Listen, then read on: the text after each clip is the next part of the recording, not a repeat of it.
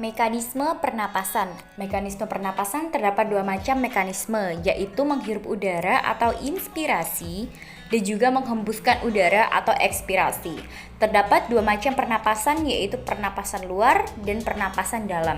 Lantas, apa sih bedanya? Jadi pernapasan luar adalah pertukaran udara antara dalam alveolus dengan darah dalam kapiler. Pernapasan dalam adalah pernapasan yang terjadi antara darah dalam kapiler dengan sel-sel tubuh. Mekanisme pernapasan dibagi menjadi dua macam, yaitu pernapasan dada dan pernapasan perut.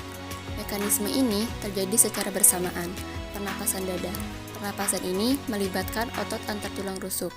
Sedangkan pernapasan perut melibatkan otot-otot diafragma. Selanjutnya penjelasan mengenai apa itu pernapasan dada dan pernapasan perut. Yang pertama yaitu pernapasan dada. Mekanismenya dibagi menjadi dua, yaitu fase inspirasi dan juga fase ekspirasi. Apa bedanya fase inspirasi dan fase ekspirasi? Fase inspirasi pada pernafasan dada, fase ini berupa kontraksinya otot antar tulang rusuk, lalu rongga dada membesar. Akibatnya tekanan rongga dada lebih kecil dan udara masuk. Sedangkan fase ekspirasi pada pernafasan dada, fase ini berupa relaksi otot antar tulang rusuk, lalu rongga dada mengecil. Akibatnya tekanan rongga dada membesar dan udara keluar. Pernapasan perut. Pernapasan perut merupakan pernapasan yang mekanismenya melibatkan aktivitas otot-otot diafragma yang membatasi rongga perut dan rongga dada. Mekanisme pernapasan perut dapat dibedakan menjadi dua tahap, yakni sebagai berikut. 1. Fase inspirasi. Pada fase ini, otot diafragma berkontraksi sehingga diafragma mendatar. Akibatnya, rongga dada membesar dan tekanan menjadi kecil, sehingga udara luar masuk. Fase ekspirasi pada pernafasan perut. Fase ini berupa berelaksasinya otot diafragma atau kembali ke posisi semula, mengembang sehingga rongga dada mengecil dan tekanan menjadi lebih besar.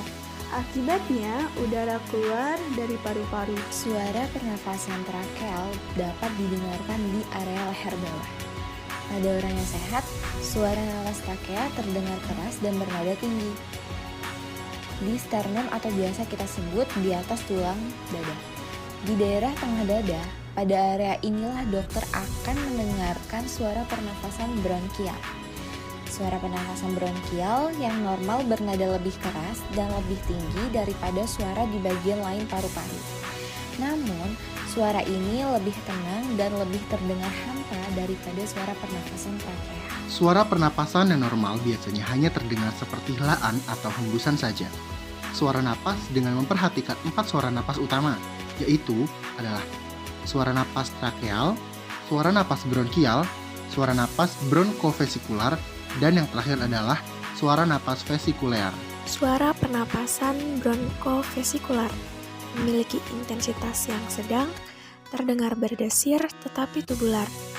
Contohnya seperti saat kita mendengar udara yang mengalir melalui pipa.